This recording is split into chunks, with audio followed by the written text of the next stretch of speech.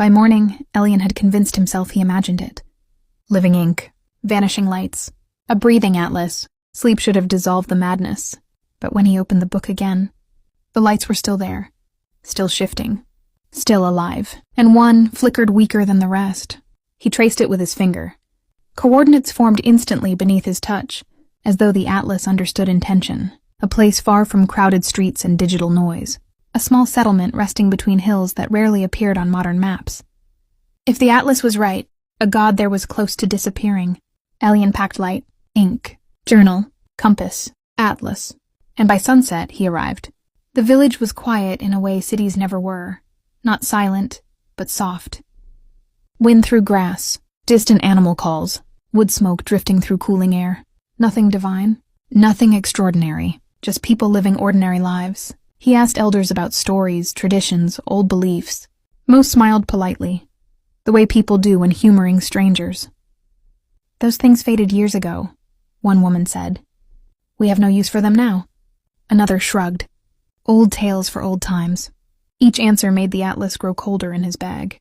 Until finally, he met a man sitting alone outside a weathered home, carving symbols into wood. Elian asked the same question. The man didn't laugh. He didn't dismiss it. He simply paused and said quietly, "There was once a name we spoke before planting.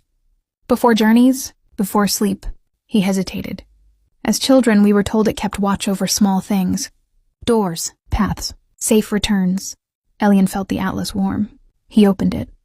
The flickering light pulsed faintly. "Do you remember the name?" Elian asked. The man searched memory like someone walking through fog. Moments passed. Then softly, "Terran." The light brightened. Not much, but enough. Elian realized then. Restoring belief wasn't about convincing crowds or building temples. It began with remembering, so he listened. He recorded the stories the man still carried, sketched the carved symbols, wrote the name into his journal, shared it with children who had never heard it. Not as doctrine, not as demand, as history, as identity, as something worth knowing. By nightfall, 3 people spoke the name. By dawn, 7. When Elian opened the atlas again, the light burned steady. Alive, the god had not returned in thunder or miracle. There were no signs in the sky, no voices in the wind, but something endured, and that was enough. As he prepared to leave, realization settled in. Gods do not survive on power. They survive on memory, on stories carried forward, on names spoken one more time. Elian looked across the glowing atlas, knowing countless lights still trembled on the edge of darkness. His work had only begun, because somewhere in the world tonight, another name is about to be forgotten, and another